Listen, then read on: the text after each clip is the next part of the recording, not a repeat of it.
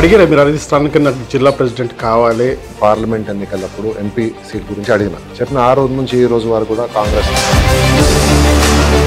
కాంగ్రెస్ పార్టీలో మీ నాన్నగారు కూడా ఎంపీపీగా చేశారు.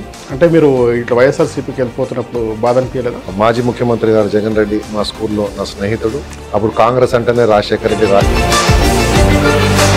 ఇప్పుడు జిల్లా ప్రెసిడెంట్ పగ్గాలు చెప్తే కేబిలిటీ మీ లోపల ఉన్నాయా? ప్రతి ఎమ్మెల్యే క్యాండిడేట్ తయారు చేసుకొని పార్టీకి నిలబెట్టినాం. గ్రామ స్థాయిలో లేకుండ్రి సర్పంచ్లను గెలిపించినాము, మండలాధ్యక్షులను గెలిపించినాము.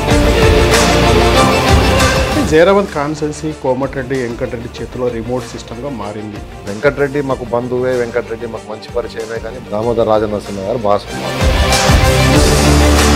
జైరాబాద్ అనేది కాంగ్రెస్ గడ్డ ఒకప్పుడు. మా దగ్గర ఉన్న క్యాండిడేట్ పైన హరీష్ రావుకు ప్రత్యేకంగా ఏమైనా శత్రుత్వం ఉందా, ఏమైనా కోపం ఉందా తెలియదు, కానీ ఓటుకు డబ్బులు పంచిన కాంగ్రెస్ అభ్యర్థి స్థానికేతర అనేది ఒకటి వార్డ్స్ అక్కడ సంగారెడ్డి స్థానికుడే, జగ్గారెడ్డి పట్టంచెరుల కాటా స్థానికుడే. సో నేనేమంటున్నా, స్థానికత కాకుండా వాళ్ళు టీఆర్ఎస్ ఎమ్మెల్యే 34,000 మెజార్టీతో గెలిస్తే 5లో 4 జెడ్పీటీసీలు మన, 5లో 4 మండల ప్రెసిడెంట్లు మన.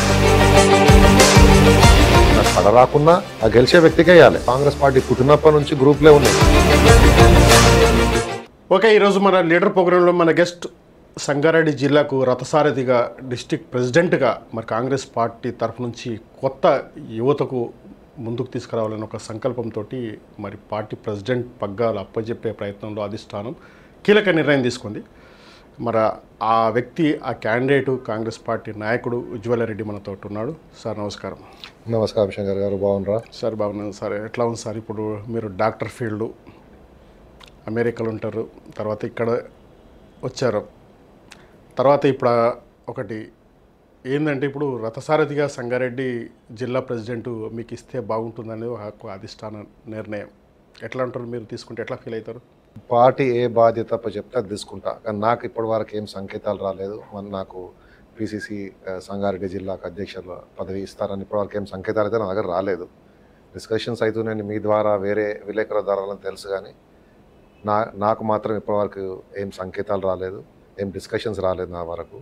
ఇస్తే పార్టీ ఏ బాధ్యత అప్పచెప్తే ఆ పార్టీ అప్పచెప్పిన బాధ్యత 100% పూర్తి చేసే అంత నాకు పట్టుదల ఉంది, ఆ కృషి చేసే మనస్తత్వం ఉంది, మనుషులను కలుపుకొని పోయే విధంగా పనిచేసే మనస్తత్వం కూడా ఉందని చెప్తాను. అడిగారా మీరు అనేది స్థానిక నాకు జిల్లా ప్రెసిడెంట్ కావాలి, నేను పార్టీకి సర్వీస్ చేసినాను, మీరు అధిష్టానం దృష్టిలో వేసారా లేదా? నేను ఏమీ వాళ్ళతో ఏం డిస్కస్ చేయలేదు. ఓకే, నేను ఇంతకుముందు 2024 పార్లమెంట్ ఎన్నికలప్పుడు ఎంపీ సీట్ గురించి అడిగినప్పుడు వాళ్ళు ఏం చెప్పిందంటే, సీనియర్ నాయకుడు సురేష్ షెట్కార్ గారు ఉండ్రు, వాళ్ళకి ఇస్తాం, మీరు పార్టీకి పనిచేయండి, తగిన సమయంలో సముచిత స్థానం కల్పిస్తామని చెప్పిన ఆ రోజు నుంచి ఈ రోజు వరకు కూడా కాంగ్రెస్ లైన్ దాటలేదు, కాంగ్రెస్ పార్టీకి పనిచేస్తున్నా. ఇప్పుడేం కాదు, మా నాన్న వాళ్ళు కూడా కాంగ్రెస్ పార్టీలోనే ఉన్నాయి. సో కాంగ్రెస్ కుటుంబంలోనే జన్మించిన కాబట్టి కాంగ్రెస్ పార్టీ ఏ బాధ్యత అప్పచెప్తే, పదవి ఇచ్చి అప్పచెప్పినా, పదవి ఇవ్వకుండా అప్పచెప్పినా చేసేందుకు 100% నా శ్రమను, నా కృషిని దాంట్లో పెడతానని మాత్రం గట్టి చెప్తున్నాను. కాంగ్రెస్ పార్టీలో మీ నాన్నగారు కూడా ఎంపీపీగా చేశారు, తర్వాత మీరు అదే కుటుంబంలో పుట్టినామంటున్నారు, తర్వాత వైఎస్ఆర్సీపీలో కూడా మీరు పనిచేశారు, తర్వాత పార్లమెంట్ ఎలక్షన్స్లో కూడా మీరు కీలక పాత్రలు కూడా పోషించారు. అంటే మీరు ఇట్లా వైఎస్ఆర్సీపీకి వెళ్ళిపోతున్నప్పుడు బాధ అనిపించలేదా? అంటే వైఎస్ఆర్సీపీ ఆ టైంలో మాకేముందంటే, ఒకటి మాజీ ముఖ్యమంత్రి గారు జగన్ రెడ్డి మా స్కూల్లో నా స్నేహితుడు. ఓకే, ఆయన పిలుపు మేరకు వచ్చినప్పుడు నేను రాజకీయాలలో లేకుంటే. రెండోది, అప్పుడు రాజశేఖర రెడ్డి గారి కొడుకు, అప్పుడు కాంగ్రెస్ అంటేనే రాజశేఖర రెడ్డి అంటేనే కాంగ్రెస్ ఉండే. ఆయనకు ఆ టైంలో ఆయన ఎంబడి నడిస్తే కాంగ్రెస్ పార్టీకి చేసినట్టే ఉంటుందని, కాంగ్రెస్ ఐడియాలజీ ఆయనది కూడా కొత్త ఐడియాలజీ ఏం లేకుండే. ఆయన స్కీమ్స్ పెట్టినా కానీ, ఆయన ఏం చేసినా కానీ కూడా ఆయన రాజశేఖర రెడ్డి పేరు తీస్తుండే. కాబట్టి ఆయన వెంట నడిచినాం, కానీ కాంగ్రెస్కు వ్యతిరేకంగా కాదు. రాజశేఖర రెడ్డి కొడుకు నా స్నేహితుడు, నా స్కూల్లో నా జూనియర్, దాని మీదనే వెళ్ళాం, కానీ వేరే కాంగ్రెస్ మీద వ్యతిరేకతతోటో కాంగ్రెస్ మీద కోపంతోటో కాదు. పోయినప్పుడు మీరు అన్నట్టు కొంచెము మా ఫాదర్ నాకంటే ఎక్కువ బాధపడ్డది, మా ఫాదర్ బాధపడ్డాడు, నేను కూడా కొంచెం బాధ, ఎందుకంటే నేను కొత్తగా వచ్చిన రాజకీయాలకు అప్పుడు. ఓకే, కానీ ఆయన పిలుపు మేరకే వచ్చిన, నేను రాజకీయాలలో నేను అప్పటి వరకు లేను. ఆయన పిలిచిండు, వచ్చి నాకు కొంచెం సహకారం చేయి, జిల్లాలో పార్టీకి ఎవరు లేరంటే ఆ టైంలో వచ్చి సుమారు ఒక 2 సంవత్సరాలు కష్టపడి ప్రతి కాన్స్టిట్యున్సీలో తిరిగి, ఆ సమయంలో హుజారాబాద్ పార్లమెంట్లో సుమారు 700 గ్రామాలు తిరిగిన. పార్టీకి గ్రామ స్థాయిలో కూడా కార్యకర్తలు లేకుండ్రి.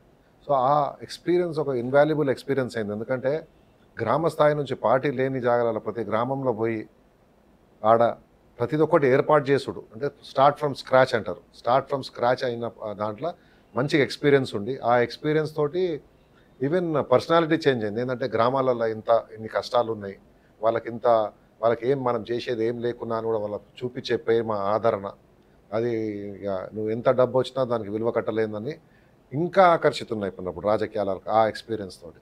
ఓకే, మీరు విదేశాలలో మీరు ఒక డాక్టర్ వృత్తిలో ఉన్నారు, తర్వాత ఇక్కడ వార్డు మెంబర్గా కూడా మీకు తెలియని పరిస్థితిలో రాజకీయ పరంగా తీసుకుంటే ఏ హోదా లేనిది కాంగ్రెస్ పార్టీలో మీకు ఇప్పుడు జిల్లా ప్రెసిడెంట్ పగ్గాలు అప్పచెప్తే మీకు ఆ కృషి, మీకు ఆ ఫలితాలు, ఆ పట్టుదల, ఆ కేబిలిటీ మీ లోపల ఉన్నాయా? 100% సందేహమే లేదు. అదే చెప్పిన కదా నేను 2012 నుంచి 2014 వరకు ఎంతో కృషి చేసి మాకు ఎమ్మెల్యే క్యాండిడేట్స్ కూడా లేకుండ్రి. ఓకే, స్వయాన నేనే ప్రతి కాన్స్టిట్యున్సీ తిరిగి ప్రతి ఎమ్మెల్యే క్యాండిడేట్ తయారు చేసుకొని పార్టీకి నిలబెట్టినాం. గ్రామ స్థాయిలో లేకుండ్రి సర్పంచ్లను గెలిపించినాము, మండలాధ్యక్షులను గెలిపించినాము. కొంచెాలలో దాని ఏమంటారు, మన ఇక్కడ ఆ టైంలో తెలంగాణ వచ్చిన తర్వాత ఆయన ఎన్నికలు అయినా కానీ కూడా తెలంగాణ అనౌన్స్ అయిన తర్వాత కూడా హుజారాబాద్లోనే సుమారు 7-8 సర్పంచ్లను గెలిపించినాము, ఎంపీటీసీలను 4-5 గెలిపించినాము. అంటే ఏమంటున్నా, గ్రామ స్థాయి నుంచి అడ్మినిస్ట్రేటివ్ స్కిల్స్ తోటి నేను నిలబడి గెలవకపోయినా అని కూడా వాళ్ళని నిలబెట్టింది మేమే, వాళ్ళని చేసింది మేమే. ఇప్పుడు చెప్తున్నా మీకు ఎమ్మెల్యేస్ కూడా ఆల్ 7 అసెంబ్లీ కాన్స్టిట్యున్సీలలో ఎమ్మెల్యే క్యాండిడేట్స్ లేకుండ్రి మాకు. వెళ్ళి ప్రతి గ్రామం తిరిగి, ఇప్పుడు దాంట్లో నేను పేరు చెప్పదలుచుకోలేదు కానీ 2-3 ఎమ్మెల్యేస్ కూడా అయింది. వాళ్ళకి తెలుసు నేనే వాళ్ళకి ఇంట్రెస్ట్ లేకున్నా పాలిటిక్స్లో మీరు సూటబుల్ అవుతారా రాని అని తీసుకొచ్చిన వాళ్ళు ఇవాళ 2-3 ఎమ్మెల్యేస్గా ఉన్నారు. కాబట్టి వాడు గెలిచినా దాని గెలిచిందని ముఖ్యం కాదు. గ్రామ స్థాయిలో కార్యకర్తలతోటి మమేకమై వాళ్ళతోటి ఎట్లా పనిచేస్తానో, అడ్మినిస్ట్రేషన్ ఎట్లా చేస్తానో, ఎవరికి ఊర్లలో గ్రామాలలో 2 గ్రూపులు ఉంటాయి, వాటిని కలిపి ఎట్లా తీసుకొని పోతానో ఆ స్కిల్స్ నాకు ఉన్నాయి. కాబట్టి అదే అంటున్నాను, ఇవాళ నాకు డీసీసీ ఇస్తారా, వేరే పదవి ఇస్తారా, ఇయ్యరా, దాంతో సంబంధం లేకుండా పార్టీకి మంచి పేరు వచ్చేటట్టు పార్టీ చేస్తున్న ఈ అద్భుతమైన సంక్షేమ పథకాలు ప్రతి గ్రామంలో ప్రతి కార్యకర్తకు ప్రతి ప్రజలకు చేరే విధంగా కృషి చేసే బాధ్యత నాది. అంటే జైరాబాద్ కాన్స్టిట్యున్సీ కోమటిరెడ్డి వెంకటరెడ్డి చేతిలో రిమోట్ సిస్టమ్గా మారింది, అది వాస్తవం అంటారా కాదంటారా? 100% కాదు. మా కాన్స్టిట్యున్సీ మా జిల్లాకు మొత్తం ఒకరే బాసు, దామోదర్ రాజనరసింహ గారు బాసు మాకు. ఓకే, ఆయన చెప్పిన విధంగా నడుస్తాం మేము. అదేవిధంగా ఇప్పుడు జిల్లా అంటుంది, నేనేమో పార్లమెంట్ గురించి చెప్పిన. జిల్లాలో మాకు 2 వ్యక్తులు, ఒక దామోదర్ రాజనరసింహ గారు మాకు నడిపిస్తారు, 2వ వ్యక్తి జగ్గారెడ్డి గారు ఉన్నారు, ఇప్పుడు మొన్న మా ఎంపీ సురేష్ షెట్కార్ గారు. ప్లస్ అలా అదేవిధంగా మా పార్టీలో ఉన్న ఎమ్మెల్యేస్ ఇప్పుడు సంజీవ్ రెడ్డి గారు కానీ, ఇంతకుముందు మాకు పటంచెరువులో కంటెస్ట్ చేసిన కాటా శ్రీనివాస్ గౌడ్ గారు కానీ, ఎంపీ కంటెస్ట్ చేసిన వ్యక్తి కానీ, ఇప్పుడు మా పార్టీలోకి వచ్చిన మహిపాల్ రెడ్డి గారు కానీ, మన నీలం మధు గారు కానీ, ఇట్లా చెప్పుకుంటా పోతే పేర్లు ప్రతి కాన్స్టిట్యున్సీలో మాకు అతిరథ మహారథులు ఉన్నారు. వాళ్ళందరూ సహకారంతో నడవాలి. ఎవరికి వచ్చినా, నాకు వచ్చిన జిల్లా అధ్యక్ష పదవి, వేరే ఎవరికి వచ్చినా వాళ్ళు చేతు పట్టుకొని నడిపిస్తారు, వాళ్ళతోటి కలుపుకొనే పోవాలి. వాళ్ళు చెప్పిన దాని ప్రకారం మేము నడుస్తాము, కొత్త వేరే విధంగా ఏం పోము. కానీ వెంకటరెడ్డి మాకు బంధువే, వెంకటరెడ్డి మాకు మంచి పరిచయమే, కానీ మా జిల్లాలో వాళ్ళకి ఏం సంబంధం ఉండదు. వాళ్ళకి సంబంధం ఏమైనా ఉంటే మాకు చుట్టరికంతో ఉంటుంది, ఎప్పుడన్నా మాకు ఏమైనా పన్ను ఉంటే చేయించుకుంటాం. కానీ మా జిల్లా మంత్రి దామోదర్ రాజనరసింహ గారు వారి అడుగుజాడలో నడుస్తాం మేము. ఎందుకంటే మా జిల్లాకు ఒకటే మంత్రి అడుగుజాడలో నడుస్తాము. అదేవిధంగా వేరే నాయకుల పేర్లు ఎట్లా చెప్పినా నేను, ఆ నాయకులు వాళ్ళందరూ ఎట్లా చెప్పినా అట్లా నడుస్తాము. ఎవరైనా కానీ, నేను కానీ వేరే జిల్లా అధ్యక్షులు ఎవరైనా కానీ, ఎందుకంటే కలిసి సమిష్టిగా పనిచేస్తేనే కాంగ్రెస్ ఫ్యూచర్ ఉంటుంది, ఏ పార్టీకైనా ఫ్యూచర్ ఉంటుంది, కార్యకర్తలకు న్యాయం చేసిన వాళ్ళం అయితే. వెంకటరెడ్డి ద్వారా మీరు ఎంపీ సీట్ కావాలని చాలా ఫైట్ చేశారు, దక్కలేదు, నిరాశపడ్డారా కాంగ్రెస్ పార్టీ పైన? నిరాశ ఏం లేకుండే, ఏమంటే కొంచెం మనుషుల మన కొంచెం నిరాశ ఉంటుంది. కానీ ఏంటంటే ఎక్కువ రోజు లేకుండా, ఎందుకు నిరాశ లేకుండా అంటే ఫస్ట్ నుంచే ఏంటంటే సురేష్ అన్న ఆయన ఎమ్మెల్యే పోతాడు, నేను ఎంపీ పోతాను అనేది ఆ ఫ్రేమ్వర్క్లో వచ్చింది. ఇక్కడికి వచ్చినప్పుడు ఏమైందంటే సురేష్ అన్నకు ఏదో ఇబ్బందులు వచ్చి ఆయన ఎమ్మెల్యే నిలబడలేకపోయిండు. సంజీవ్ రెడ్డి గారు నిలబడ్డారు, ఆయన గెలిచిండు, వెరీ గుడ్. గెలిచిన తర్వాత తెలుసు పోటీ ఉంటుంది, ఆయన సీనియర్ నాయకుడు, ఆయన ప్రొఫైల్ చూస్తుంటే కూడా పెద్ద ప్రొఫైల్ ఉంటుంది. ఆయన ముందే కొంచెం డిసైడ్ అయిపోయి, కానీ ఎందుకు మన ప్రయత్నం మనం చేసిన డిసప్పాయింట్ అంటే ఆ అనౌన్స్ చేసిన ఒక 5 నిమిషాలు డిసప్పాయింట్ ఉండే. తర్వాత పార్టీ కష్టపడదామని కష్టపడ్డాము. సురేష్ అన్నకు గెలవాలని గట్టి కృషితో పనిచేసినాం. పనిచేశారా గట్టిగా? మీరు ఆత్మసాక్షిగా మీరు సురేష్ కోసం ఎంపీగా గెలవాలనేది పట్టుదలతో పనిచేశారా? ఆత్మసాక్షిగా, మనస్సాక్షిగా, దేవుని సాక్షిగా ఓకే. సురేష్ అన్న గెలవాలని గ్రామంలో డోర్ టు డోర్ క్యాంపెయిన్ చేసినాం చాలా గ్రామాలలో. ఓకే. ఎమ్మెల్యే ఎలక్షన్స్లో ఏమో వ్యాన్లలో తిరిగినాము, కానీ దీంట్లో డోర్ టు డోర్ క్యాన్వాసింగ్ చేసినాం ఎంపీ ఎలక్షన్స్లో కావాలని. అదేవిధంగా అందరికీ తెలుసు మా జైరాబాద్ నియోజకవర్గంలో ఏంటంటే టీఆర్ఎస్ పార్టీ నుంచి కూడా చాలామంది కౌన్సిలర్లను, ముఖ్య నాయకులను కాంగ్రెస్ పార్టీలో కలిపిన. అందుకు కృషి నాది చాలా ఉంది. ఎందుకంటే సురేష్ అన్న ఎట్టి పరిస్థితుల్లో గెలవాలి, ఒకసారి ఎమ్మెల్యే ఓడిపోయినాం, ఎంపీ కూడా ఓడిపోవద్దు అని చాలామంది నాయకులను టీఆర్ఎస్ పార్టీ నుంచి కూడా తెచ్చి ముఖ్యమంత్రితో కలిపి, సురేష్ అన్నతో కలిపి వాళ్ళని కాంగ్రెస్ పార్టీలో జాయిన్ చేసి సురేష్ అన్న విజయంలో వారితో తోడ్పాటు కూడా తీసుకొని చేయడం జరిగింది. ఒక ఎమ్మెల్యే ఎలక్షన్స్లో కూడా మీరు చంద్రశేఖర్ మీరు తీసుకొచ్చి పెట్టేశారు, తర్వాత కాంటెస్ట్ చేయించారు. ఆయన మీ సిరక్పల్లి నుంచే తక్కువ మెజార్టీ రావడం జరిగింది కాంగ్రెస్ పార్టీకి. అది మీ బలం పనిచేయలేదంటారా? అంటే కొన్ని పొరపాట్లు జరిగిన తర్వాత, అంటే హైండ్ సైట్ ఇస్ 2020 అంటారు. ఓకే. ఎందుకంటే బేసికలీ ఏమైంది అప్పుడు అంటే మేము ఊర్లో ఎట్లా మేము గెలుస్తాము అని, సరే ఊర్లో మేము ఊరు మర్చిపోయారు, ఊరు కాన్సన్ట్రేట్ చేయకుండా అన్నెంబడి చంద్రశేఖర్ అన్నెంబడి వేరే కాన్స్టిట్యున్సీస్ మొత్తం తిరిగినాం. అదే కాకుండా ఎందుకో ఆ టైంలో అంటే నేను ఒక కమ్యూనిటీ అని చెప్పాను, కానీ కొందరికి మీరు వార్డ్ వైజ్ మీరు పోలింగ్ రిజల్ట్స్ తీసుకుంటే మీకు కనబడుతుంది. వార్డ్ వైజ్ తీసుకుంటే మొత్తం ఎక్కడెక్కడ ఒక వర్గము ఎక్కువ ఓట్లు ఉన్నాయో ఆడ మైనస్ వచ్చింది. మొత్తం కాన్స్టిట్యున్సీ, మొత్తం మా కాన్స్టిట్యున్సీ అని కాదు, ప్రతి కాన్స్టిట్యున్సీలో ప్రతి గ్రామంలో ఏదైతే ఒక పర్టికులర్ కమ్యూనిటీ, ఆ కమ్యూనిటీ వాళ్ళకు కాంగ్రెస్ పరంగానో లేకుంటే క్యాండిడేట్ పరంగానో వాళ్ళకి ఎందుకో నమ్మకం ఏర్పడలేదు.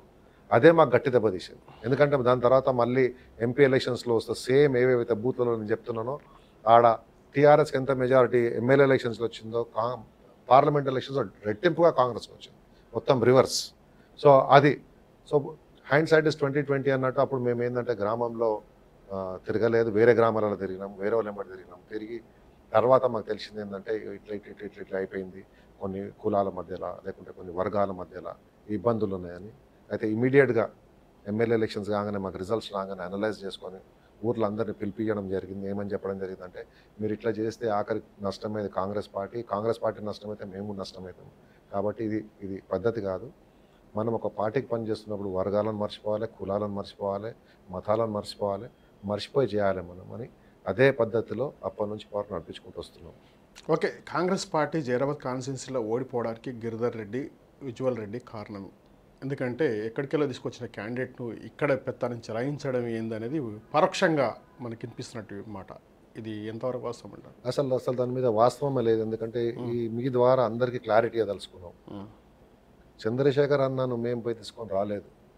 అధిష్టానం మాకు చెప్పింది క్యాండిడేట్ మీ దగ్గరకు వస్తాను, మీరు పని చేయాలని. మేము వెళ్ళి ఆయన దేలాడి తీసుకొచ్చేది పరిస్థితి కాదు అది.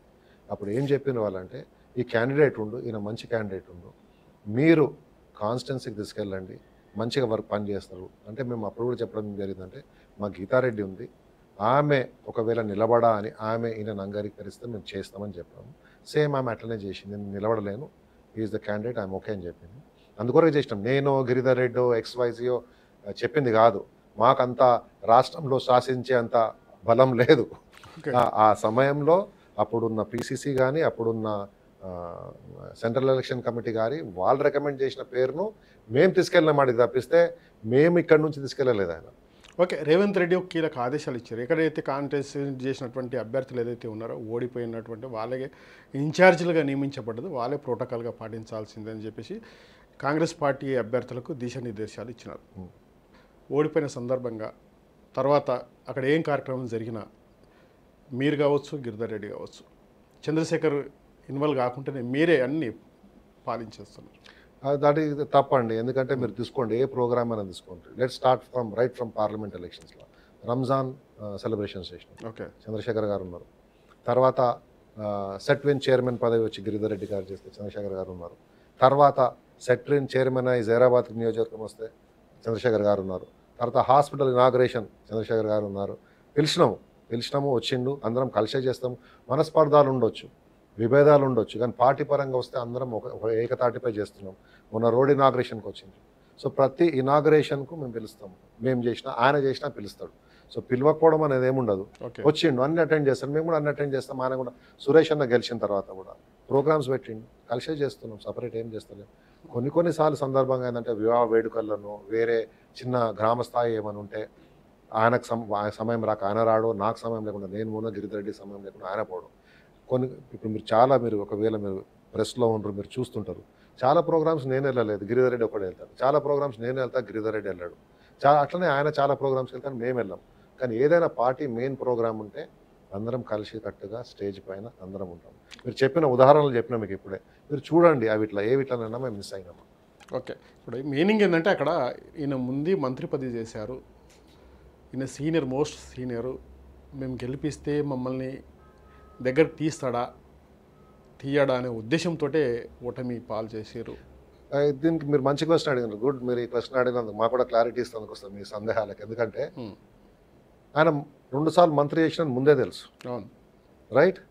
సో మీరు చెప్పిన దాంట్లో ఏదో ఒకటి వాస్తవం ఉండాలి. వాళ్ళు మాకు ఈయన క్యాండిడేట్ తీసుకొని పోదామంటే అప్పుడే వద్దనాలి మేము. ఓకే, మాకు ఈ క్యాండిడేటే వద్దు, మేము ఎవరైనా చూసుకుంటామని మేము అనలేదు. మేమేమన్నాము, మీరు ఎవరు చెప్తే వాళ్ళని తీసుకెళ్తాము. గీతారెడ్డి గారు నో అన్న తర్వాత ఎవరైనా క్యాండిడేట్ రాని తీసుకెళ్ళినాము. తీసుకెళ్ళిన తర్వాత ఇప్పుడు చంద్రశేఖర్ అనే వ్యక్తి ఒక్కసారి కూడా ఢిల్లీ వెళ్లకుండానే నాకు టికెట్ వచ్చింది తర్వాత, ఆస్పిరెంట్స్ ఉన్నాక కూడా. అంటే మేము మనస్సాక్షిగా ఆయనకు చేయకుండా వేరే వాళ్ళకి చేస్తే ఆయనకి ఎందుకు వస్తుంది? మేము ఆబ్జెక్షన్ చెప్తే ఎందుకు వస్తుంది? మేము ఆబ్జెక్షన్ చెప్పి మేము ఆయన దగ్గరకే రానియకుండా మేము తప్పుకుంటే ఇంకా అవలీలగా అయిపోతుంది కదా, మేము బద్నాం కూడా కాము కదా. నాన్ లోకల్ను మేము అంగీకరించాము, మేము నాన్ లోకల్కి ఇచ్చింది కాబట్టి మేము పక్క జరిగిపోతామంటే అప్పుడే అయిపోయేది కదా. కాబట్టి అట్లా ఏం లేదు, ఆయన మంత్రి కానీ ఏదైనా కానీ మాకే స్ట్రెంత్ ఉంటుండే కదా. రేపు పొద్దుగాల పార్లమెంట్ ఎలక్షన్స్లో ఆయన మాకు సపోర్ట్ చేస్తుండే. ఓకే, మనం గెలిపించింది, నేను పార్లమెంట్ క్యాండిడేట్గా ఉండాలి ఆయన చెప్పిన అందరికంటే ఆయనకు నష్టం, ఆయన ఓడిపోయిన అంత పెద్ద నష్టం మాకైంది, వేరే వాళ్ళకి కాలేదు. అన్నిటికంటే పెద్ద నష్టం మాకైంది. మాకు ఆ విధంగా ఉండింటే మేము ఆయనను ఎంకరేజ్ చేయకుంటే మనకు వస్తుంది, వేరే లోకల్ను పెట్టుకుంటుంటే. ఆయనకు మేము నాన్ లోకల్ వద్దు, మేము ఓడిపోతామని చెప్తుంటుంది. కాబట్టి దాంట్లో అసలు నిరాదరణ అయిన ఆలోచన ప్రజలది. ఊరే ఆలోచిస్తుంటే వాళ్ళు అందరికి తెలుసు, పబ్లిక్కు తెలుసు, సొంత డబ్బులు ఖర్చు పెట్టుకోకుంటేవి చేయకుంటేవి బాగానే డబ్బులు ఖర్చు పెట్టారు. ఎందుకంటే చిరక్పల్లి పైనే టోటల్గా ఫోకస్ అంతా చిరక్పల్లి మీద డబ్బులు ఖర్చు పెట్టినప్పటికి కూడా అక్కడ పెద్ద మెజార్టీ తప్పండి. చిరాక్పల్లిలో అసలు అసెంబ్లీ ఎలక్షన్స్లో ₹1 ఖర్చు పెట్టలేదు. అసెంబ్లీ ఎలక్షన్స్లో ₹1 కూడా ఖర్చు పెట్టలేదు. ₹1 కూడా ఖర్చు పెట్టలేదు చిరాక్పల్లిలో. అదే చెప్తున్నాం, మేము చేసిన తప్పేంది ఆ టైం అంటే మేము చాలా ఓవర్ కాన్ఫిడెంట్ ఉంటుంది. ఎందుకంటే గెలుస్తాము, చిరాక్పల్లికి చూసే అవసరం లేదు మాకు, వేరే జాగాలలో చూద్దాము, వేరే జాగాలలో తిరిగినాము. ఓవరాల్ కాన్స్టెన్సీ కూడా మీరు చూస్తే టీఆర్ఎస్ ఖర్చు పెట్టిన దాంట్లో 1/4 కూడా ఖర్చు పెట్టలేదు. ఓకే, అది మీరు చంద్రశేఖర్ గారు అడగండి, అక్కడ ఉన్న లోకల్ కానీ నాట్ ఈవెన్ 1/4.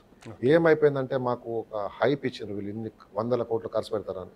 ఆ హైప్ను కూడా తట్టుకోలేకపోయింది ఎవరు వాస్తవంగా.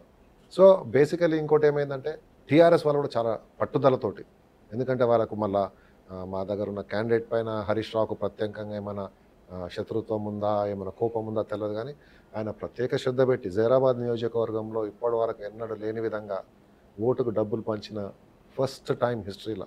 ఓకే, చీపెస్ట్ కాన్స్టిట్యున్సీ మాది, మోస్ట్ ఎక్స్పెన్సివ్ కాన్స్టిట్యున్సీ చేసిన వాళ్ళు లాస్ట్ టైం. ఎందుకంటే ఇప్పుడు జైరాబాద్ అనేది కాంగ్రెస్ గడ్డ ఒకప్పుడు, ఆయన అది కనుమరుగైన పరిస్థితి వచ్చింది. ఎందుకంటారు అట్లా?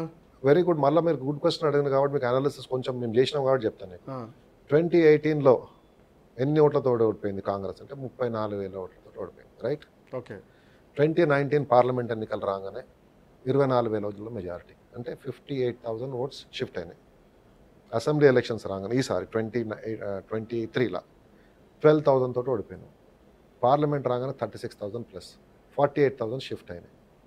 ఎందుకు అనాలిసిస్ చేస్తే మీరు బూత్ వైజ్ డేటా తీస్తే మీకు అర్థమవుతుంది.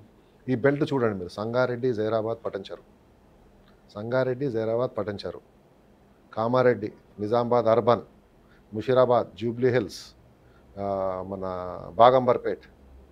ఎందుకు ఓడిపోయినాము? ఓడిపోవద్దు కదా. ఇవన్నీ డెమోగ్రఫిక్స్ వైజ్ చూసి మనం ఒక తీరు చూస్తే మనకు అర్థమవుతుంది ఎందుకు ఓడిపోయినాం. మళ్ళీ రాగానే పార్లమెంట్ రాగానే ఇవన్నిట్లో మెజారిటీ ఎందుకు వచ్చింది, మెజారిటీ ఎందుకు వచ్చింది గమనిస్తే మనకు ఒక అనాలిసిస్ వస్తుంది. మనం ఒక వర్గానికి భరోసా ఇవ్వలేకపోతున్నాం ఎందుకు. ఒకవేళ చంద్రశేఖరే కాకుండా అక్కడ స్థానికంగా కాంగ్రెస్ అభ్యర్థి ఉండుంటే ఈరోజు విన్ ఉంటుండేనా కాంగ్రెస్ జైరాబాద్ కాన్స్టిట్యూన్సీ? చెప్పలేము. ఎందుకు చెప్పలేమంటున్నా అంటే ఇవన్నీ అంటే స్థానికంగా ఇప్పుడు టీఆర్ఎస్ పార్టీ నుంచి స్థానిక అనేది ఒక నినాదంతో అక్కడ ఉంది. తర్వాత స్థానికేతర అనేది ఒకటి ప్రజల్లో ఒకటి చొచ్చుకుపోయింది. కాంగ్రెస్ అభ్యర్థి స్థానికేతర అనేది ఒకటి వార్డ్స్ అక్కడ ఉంది. అదే లోకల్ అయింటే కాంగ్రెస్ పార్టీ ఎమ్మెల్యే ఉండేటాడు ఈ రోజులలో. చెప్పలేం. నాకు నా నా నా సొంతంగా మీ ఒపీనియన్ నా ఒపీనియన్ అయితే ఏంటి అంత పెద్ద చేంజ్ ఏం కాకుండా ఓకే కొంచెం ఏదైనా చేంజ్ అవుతుంది కానీ గెలిచే అంత చేంజ్ ఏమి ఉండకుండా, ఎందుకంటే క్యాండిడేట్ ఈయన కూడా మంచిగా తిరిగిండు, అన్ని జాగాలలో అన్ని ఊర్లలో తిరిగిండు. ఒకటే ఇబ్బంది మాకు టీఆర్ఎస్కి డిఫరెన్సెస్ ఏమున్నదంటే టీఆర్ఎస్ చాలా విపరీతంగా డబ్బులు ఖర్చు పెట్టింది, అదొకటి డిఫరెన్స్. అప్పుడు మాకు స్థానికంగా ఉన్నా ఈయన ఉన్నా కూడా దాంట్లో ఏం పెద్ద డిఫరెన్స్ రాకుండే. ప్లస్ రెండోది ఏంటంటే ఎందుకు నా ఒపీనియన్ ఎందుకు ఫరక్ పడకుండా నేను ఎందుకు అంటున్నా అంటే సంగారెడ్డి స్థానికుడే, జగ్గారెడ్డి పట్టంచెరుల కాటా స్థానికుడే. సో నేనేమంటున్నా స్థానికత కాకుండా నువ్వు డీప్ అనాలిసిస్ చేసి ఓటర్ పోలింగ్ బూత్ వైజ్ చేసి మీరు just 2018 assembly 2019 parliament 2023 assembly 2024 parliament తీయండి. అది మనం ఒక వర్గానికి అసెంబ్లీ ఎన్నికల్లో ఎందుకో ఆకట్టుకోలేకపోతున్నాం. అది ఎందుకో అని ఇప్పుడు మనం గ్రహించి వచ్చే ఎన్నికల వరకు తయారు కావాలి. వాళ్ళకి మనం ఏం చేయగలుగుతామని చూడాలి. చూస్తేనే మనకు రేపు పొద్దుగాల ఫేవరబుల్ ఎలక్షన్స్ వస్తాయి. లేకుంటే ఏమవుతుందంటే ఈ అసెంబ్లీలో పార్లమెంట్లో ఇంత వ్యత్యాసం ఎందుకు వస్తుంది? దట్ ఓన్లీ ఆఫ్టర్ 2014 నుంచి 2018 వరకు టీఆర్ఎస్ పాలించింది. మీరు 2018 నుంచి చేంజ్ వస్తుంది. ఎందుకు? Why is it that we are not able to win in a constituency where Congress కంచుకోట మీరు అన్నట్టు ఎందుకు గెలవలేకపోతున్నాం? మళ్ళీ సేమ్ విత్ ఇన్ 4 months మళ్ళీ నీకు పార్లమెంట్ అయినా గెలుస్తున్నాము. మీరు ఇంకోటి చూడండి, last time local bodies although TRS MLA 34,000 majority తోటి గెలిస్తే 5లో 4 జెడ్పీటీసీలు మనయే, 5లో 4 మండల్ ప్రెసిడెంట్లు మనయే. ఎందుకు? వై అసెంబ్లీకి వచ్చే వరకు తీర్పు వేరే విధంగా వస్తుంది, పార్లమెంట్ అండ్ స్థానిక సంస్థలకు రిజల్ట్స్ వేరే ఎందుకు వస్తుంది? ఓకే, ఇప్పుడు ఏదైతే కీలకంగా మీరు ఇప్పటివరకు జరిగినటువంటి మీద అధికారంలో లేకుండా ఎవరికి ఇచ్చినా ఏదో ఉండని పదవి డిస్ట్రిక్ట్ పదవి అన్నట్ల పిసిసి అది డిసిసి అనేది ఒక అనౌన్స్ చేసేసారు. కానీ ఇప్పుడు వచ్చేది అన్ని చెక్ పవర్, ఎందుకంటే అన్ని చెక్ పాయింట్లు, ఎందుకంటే అన్నీ పోరు అన్ని స్థానిక ఎలక్షన్స్ కావచ్చు, తర్వాత జిహెచ్ఎంసీ కావచ్చు, తర్వాత మున్సిపాలిటీ కావచ్చు, రకరకాల ఎలక్షన్స్ అనేది రాబోతున్నాయి. ఇటువంటి అన్నింటినీ కోఆర్డినేషన్ చేసుకొని ఇవన్నింటిని గెలిపించుకునే కెపాసిటీ మీకు ఉందా? ఏం చేస్తారు? వాళ్ళకి ఏం సంకేతాలు జారీ చేస్తారు? అంటే రేవంత్ అని ఒకసారి మాట అన్నాడు, ఎప్పుడంటే నాయకుడు అనేటువంటి అందరిని కలుపుకొని పోవాలి. ఎవరైనా కానీ, నేనైనా కానీ, ఇంకోరైనా డిసిసి కానీ, ఎవరైనా కానీ ఇప్పుడు ఈ చెప్పిన మీ నాయకులు అందరితో సమానంగా అందరిని కలుపుకొని పోవాలి. వాళ్ళ ఒపీనియన్స్ పరిగణించాలి. వాళ్ళ ఒపీనియన్స్ చాలా ఇంపార్టెన్స్ చేయాలి. ఎందుకంటే వాళ్ళ కాన్స్టిట్యున్సీలో వాళ్ళే ఉంటారు, రేపు పొద్దుగాల కార్యకర్తలను ఫేస్ చేసేది వాళ్ళే. సో వాళ్ళకే ఇంపార్టెన్స్ చేయాలి. ఆ నాయకుల మధ్య ఏమైనా విభేదాలు ఉంటే మనం మధ్యవర్తిత్వం వహించి వాళ్ళిద్దరికి ఎట్లా కాంప్రమైజ్ చేయాలనే విధంగా చూడాలి. ఇవన్నీ చూస్తుంది మాకు చెప్పిన కదా, మా గురువు ఉంటాడు ఆడ, దామోదర్ రాజనరసింహ ఉంటాడు, జగ్గారెడ్డి గారు ఉంటారు, వీళ్ళందరూ ఉంటారు, సురేష్ అన్న ఉంటాడు, వీళ్ళందరూ కూడా దాంట్లో పార్టిసిపేట్ చేస్తారు. కాన్స్టిట్యూషన్స్లో వర్గాలే ఉన్నాయి, వర్గ విభేదాలే ఉన్నాయి. ప్రతి కాన్స్టిట్యూషన్ చూసినా వర్గాలే ఉన్నాయి. ఈ వర్గాలను తట్టుకోవాలనంటే ఆ కెపాసిటీ ఉందా? ఏముంది మీ దగ్గర? గ్రౌండ్ ఏముంది? అదే మీరు అడిగిన క్వశ్చన్కి ఆన్సర్ ఇస్తున్నాను. ఏమిస్తున్నా అంటే అందరినీ కలుపుకొని పోయే మనస్తత్వం ఒకటి ఉంది. రెండోది నాకు అందరితో సత్సంబంధాలు ఉన్నాయి. ఇప్పుడు ఏ కాన్స్టిట్యున్సీ తీసుకుని అందరితో సత్సంబంధాలే ఉన్నాయి, కలుపుకొని పోయే మనస్తత్వం ఉంది ఒకటి. రెండోది పరిష్కారం సాల్వ్ చేసేది ఉంది. చెప్పిన కదా ఇంతకుముందు 2012 to 2014 వేరే పార్టీలలో తీసుకొస్తుంది, వాళ్ళని నచ్చ చెప్పే తీసుకురావాల్సి వచ్చింది. కొందరు మా దాంట్లో ఆస్పిరెంట్స్ ఉంటే వాళ్ళని పక్కకు తిప్పి వేరే వాళ్ళని పెట్టవలసి వచ్చింది. అన్ని బ్యాలెన్స్ చేసుకుంటేనే పార్టీని బిల్డప్ చేసినాం. ఆ ఎక్స్పీరియన్స్ ఉంది ఒకటి. రెండోది ఇప్పుడు మీరు అన్నట్టు కూడా అన్న విధంగా కూడా ఇప్పుడు ఎన్ని మనస్పర్ధాలు కాన్స్టిట్యున్సీలలో ఏ ప్రోగ్రామ్ చేసినా కలిసే చేస్తున్నాం, సపరేట్గా చేస్తలేము ఒకటి. రెండోది ప్లస్ మూడోది ఏంటంటే బాధ్యత ఏంటంటే గెలిపే ముఖ్యం. కాంగ్రెస్ పార్టీలో ఏ కార్యకర్త, నాకు అది వెరీ క్లియర్ ఉంది మైండ్లో. నేను కానీ వచ్చే డీసీసీ ప్రెసిడెంట్ ఎవరైనా ఉండే గెలిచే వ్యక్తికే టికెట్ ఇవ్వాలి. నా ఎంబడి తిరుగుతుందని ఇవ్వద్దు, గెలిచే వ్యక్తికే ఇవ్వాలి. నాకు పడరాకున్నా ఆ గెలిచే వ్యక్తికే ఇవ్వాలి. దాంట్లో మైండ్ వెరీ క్లియర్ ఉంది. అదే కాకుండా మాకు కాంగ్రెస్ పార్టీ పుట్టినప్పటి నుంచి గ్రూప్లే ఉన్నాయి. సింగిల్ గ్రూప్ అనేది ఎప్పుడు లేదు. ఇందిరాగాంధీ, నెహ్రూ, రాజీవ్ గాంధీ, రాహుల్ గాంధీ ఇప్పటి వరకు గ్రూప్సే ఉన్నాయి. గ్రూప్స్ లేనిది లేదు. గ్రూప్స్ ఉన్నందుకే ఇంటర్నల్ డెమోక్రసీ ఎక్కువ ఉంటుంది మా దగ్గర. ఎందుకంటే మనసులో ఒకటి బయట ఒకటి పెట్టుకోము. కానీ ఎప్పుడైతే కాన్స్టిట్యున్సీలో లేకుంటే ఎంపీటీసీలో సర్పంచ్లో వీళ్ళందరూ నిలబడ్డప్పుడు వాళ్ళందరినీ ఏకతాటిపై తెచ్చి వాళ్ళని గెలిపించే బాధ్యత అందరి నాయకుల మీద ఉంటుంది. డీసీసీ ఎవరైనా కూడా వాళ్ళ బాధ్యత ఏముంటుందంటే గెలిచే ఛాన్స్ ఎవరికి ఉంది, గెలిచే ఛాన్సే కాకుండా మళ్ళీ దాంట్లో కుల సమీకరణలు ఉంటాయి. వన్ వే ఉండదు కదా, కుల సమీకరణలు, రిజర్వేషన్స్ ఉంటాయి. ఆ పద్ధతిలో సీనియర్ల సూచనలు తీసుకొని మాకు పడ్డా పడకున్నా మా వేరే వర్గం ఉన్న వాళ్ళని పిలిచి వాళ్ళ సూచనలు తీసుకొని ఒక కాంప్రమైజ్ ఫార్ములా మధ్య విధంగా వెళ్ళి గెలిపించుకునే బాధ్యతనే లీడర్ది. ఇప్పుడు కష్టపడ్డ కార్యకర్తలకే పదవులు ఇవ్వాలనేది రేవంత్ రెడ్డి సిద్ధాంతం. అది మీరు పాటిస్తారంటారు మీరు డిసిసి అధ్యక్ష పదవి చేపట్టిన తర్వాత? ఎందుకంటే నాకు ఒకవేళ వస్తే అది పక్కకు ఒక క్లారిఫికేషన్ ఇస్తుందా, వస్తే 100% కార్యకర్త పనిచేసిన అదే చెప్తున్నా కదా నేను. ఇప్పుడు సపోజ్ పలానా గ్రామంలో ఆ వ్యక్తి మన దగ్గరికి ఎప్పుడు రాకున్నా ఆ గ్రామంలో వాళ్ళ గ్రామస్తులందరికీ ఈయననే బెస్ట్ కార్యకర్త, ఈయనకేయాలంటే ఆయనకే ఇస్తాం. ఎందుకంటే కష్టపడ్డానికి వాల్యూ ఇచ్చినప్పుడే పార్టీ నిలబడుతుంది. పార్టీ నిలబడినప్పుడే మేము నిలబడతాము. లేకుంటే మాకు కూడా ఏముంటుంది, వాల్యూ ఉండదు. రేపు పొద్దుగాల పార్టీ గెలవలేదు, మేము లేము. పార్టీ లేకుంటే మేము లేము, కార్యకర్త లేకుంటే లీడర్ లేరు. ఓకే. మరి 14 నెలలు కాంగ్రెస్ పార్టీ అధికారంలోకి వచ్చినప్పటి నుంచి కారు గుర్తు సారే రావాలి కేసీఆరే ఉండాలనేది ఒక నినాదం గ్రౌత్గా మారుమూల గ్రామంలో అదొక ఉన్నటువంటి ఒక వాక్యం, అంటే ఒక పదం కావచ్చు, వాళ్ళకు ఉన్నటువంటి అభిమానం కావచ్చు. అంటే కాంగ్రెస్ పార్టీకి ఎందుకు ఆధారం తగ్గిపోతుంది? నేను కొంచెం విభేదిస్తానండి మీతోటి. ఓకే. ఎందుకంటే గ్రామాలలో కాంగ్రెస్ రేవంత్ అన్న చేసే పనులే కానీ మా స్థానికంగా ఉన్న నాయకులు చేసే పనులే కానీ హర్షిస్తున్న పబ్లిక్. కాకపోతే ఏంటంటే అంటే to be honest with you, where we are lagging, కొంచెం వెనకబడి ఏడున్నామంటే పబ్లిసిటీలో వెనకబడి ఉన్నాం. ఇప్పుడు మేము మొన్ననే రిపబ్లిక్ డే రోజు అన్ని స్కీమ్స్ చేసినాం. ఎప్పుడైనా గత 10 సంవత్సరాలలో అన్ని స్కీమ్స్ రాలేదండి. నెంబర్ 1. నెంబర్ 2, రేషన్ కార్డ్స్ 2018లో అప్లై చేసిన రేషన్ కార్డ్స్ మొన్న మేము ఇప్పించినాము వచ్చి. ఇందిరం ఇండ్లు కానీ, ఇప్పుడు మీరు దాన్ని ఏమంటారు, ఫ్రీ బస్సు కానీ, ఫ్రీ కరెంట్ కానీ 200 యూనిట్స్ వరకు. ఇప్పుడు రైతు భరోసా వేస్తాం, ఆల్రెడీ 3 ఎకరాలు ఉన్న వరకు వచ్చేసింది. ఏమంటున్నా అంటే పబ్లిసిటీలో కొంచెం వెనకంజలో ఉన్నాం కానీ గ్రామ స్థాయిలో ఇప్పుడు ఏమంటారంటే మీకు సోషల్ మీడియాలో కానీ ఇవన్నిట్లో వాయిస్ వాళ్ళది ఎక్కువ వినిపిస్తుంది. మీరు అన్నట్టు కరెక్టే. కాకపోతే గ్రామ స్థాయిలో చాలామంది సంతోషంగా ఉన్నారు. వాళ్ళు వాళ్ళ కోరికలు ఇంకా వచ్చే 1-2 సంవత్సరాలు ఇంకా ఏవైతే ప్రామిస్ చేసినామో అన్నీ ఫుల్ఫిల్ చేస్తాము. మీకు తెలియదు ఏం లేదు, రాష్ట్రము ఎంత అప్పులలో ఉందో ఆ అప్పులలో ఉన్నా కానీ కూడా రైతు రుణమాఫీ చేసినాము వచ్చిన 1 ఇయర్లోనే. సో అన్ని చాలా మంచి ప్రోగ్రామ్స్ చేసినాము. చెప్పుకుంటలేము, ఎందుకంటే చెప్పుకునే బాధ్యత మా మీద ఉంది. ఇప్పుడు ఈ లోకల్ బాడీ ఎలక్షన్స్ వచ్చిన తర్వాత, ఎందుకంటే స్థానికంగా నాయకులు సర్పంచ్లు ఎవ్వరు లేరు. ఇప్పుడు వాళ్ళని మళ్ళీ మోటివేట్ చేయాలంటే ఎన్నికలు రావాలి. ఎన్నికలు వచ్చిన తర్వాత వాళ్ళు ఏమేమి సంక్షేమ పథకాలు వచ్చిన గ్రామాలలో వాళ్ళు చెప్తే ఆ పార్టీ ఆటోమేటిక్గా పుంజుకుంటుంది. దాంట్లో ఏమి ఇప్పుడు మీకు పదవి అంటే మీకు ఒక చిన్న ఏజ్లోనే మీకు డిస్ట్రిక్ట్ పదవి అనేది కాంగ్రెస్ పార్టీ అప్పచెప్పబోతుంది. అంటే 16 సంవత్సరాల అబ్బాయి నుంచి వృద్ధాప్యం ఉన్నటువంటి ముసలితనం ఉన్నటువంటి ఏజ్ వరకు వాళ్ళకు మోటివేషన్ విధంగా ఓటు రాబట్టే విధంగా మీరు ప్రయత్నం చేస్తారంటారా? 100% విధాలు. నాకు వచ్చినా రాకుండా మళ్ళీ అది కూడా చెప్తున్నా. వస్తేనేమో జిల్లాలో తిరుగుతాము, రాకుంటేనేమో మా కాన్స్టిట్యూన్సీలో తిరుగుతారు.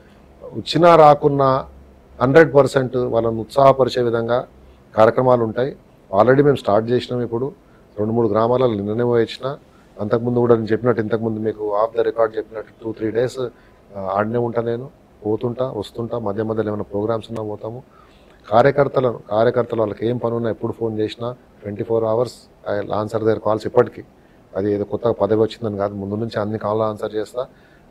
అయినంత మటుకు, ఎందుకంటే కొన్ని పనులు అయితే కొన్ని కావు మీకు తెలుసు, అయినంత మటుకు ప్రయత్నం 100% చేస్తాము.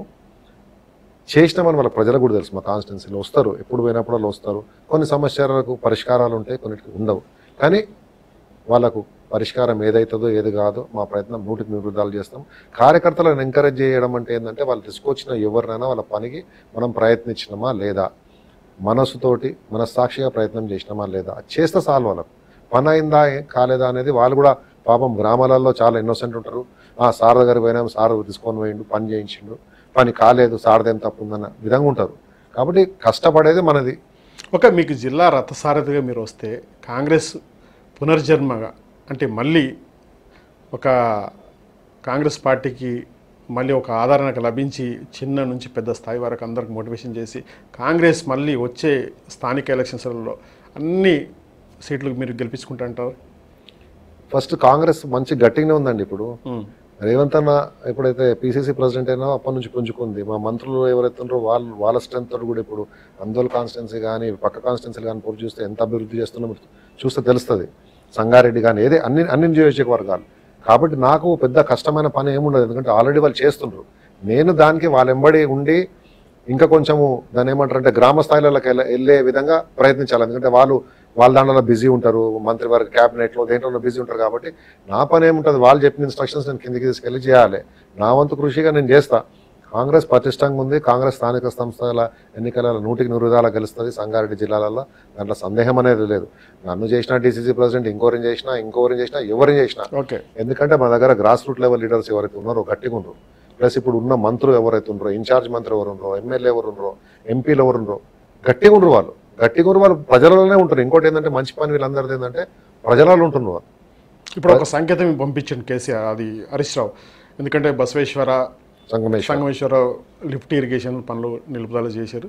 ఖచ్చితంగా వాటి మీద మేము ఫైట్ చేసి పాదయాత్ర చేసి మళ్ళీ మేము ప్రారంభించాలనే ఒక సంకల్పంతో పాదయాత్ర చేస్తానని అంటున్నారు. అంటే బేసికల్గా మళ్ళీ బీఆర్ఎస్ పార్టీ పుంజుకునే విధంగా వాళ్ళు ప్రయత్నం చేస్తున్నారు. దానికి మీరు ఎట్లా అంటే అడ్డుకట్ట అయిపోతారు? ఆయన స్టార్ట్ చేయకముందే మేమే స్టార్ట్ చేస్తామండి. అదేం ప్రాబ్లం ఉండదు. ఆయన పాదయాత్ర సగంలోనే అది అయిపోతుంది. ఆయన మేము చేస్తాం, ఎట్లా చేస్తామని చెప్పి ఆయన నేను పాదయాత్ర చేస్తా అంటున్నా తప్పిస్తే ఆయన సీనియర్ లీడరు, సీనియర్ పాలిటీషియన్, ఆయనకున్నంత రాజకీయ చతురత చాలా మందికి ఉండదు. ఆయనకు తెలుసు ఎట్లా మేము చేస్తాం. అది ఇప్పుడు నేను ఆ చేసే ముందే నేను చేస్తే నా ఖాతాలోకి అది వేసుకోవచ్చు అని చేస్తుంటే తప్పిస్తే దాంట్లో 100% మేము చేస్తాం. అది దాంట్లో రానున్న కొద్ది నెలలోనే స్టార్ట్ అవుతుంది. అదేం పెద్ద ప్రాబ్లం కాదు అది. కాబట్టి ఆయన ఎత్తుగడలనే వేస్తాడు. కానీ ప్రజలే చైతన్యవంతులైన రియాల్ రేపు వాళ్ళకి ఏమి పెద్ద తెలియని విషయం కాదు. ఓకే, మొత్తానికైతే మీరు ఛార్జీ తీసుకున్న తర్వాత మళ్ళీ ఇంటర్వ్యూ కలుస్తాం బ్రహ్మాండంగా. రైట్, ఏదైతే తనకు ఇంకా అనౌన్స్గా మనం కాలేదు కాబట్టి ఖచ్చితంగా మనం గ్రౌత్గా డీప్గా ఇవ్వలేకపోయాం. మరి రేపు ఛార్జీ తీసుకున్న తర్వాత కానీ పార్టీ అధిష్టానం తనకు అఫీషియల్గా అనౌన్స్ చేసిన తర్వాత మరిన్ని క్వశ్చన్స్తో మళ్ళీ తన ముందుకు కలిసే ప్రయత్నం చేద్దాం.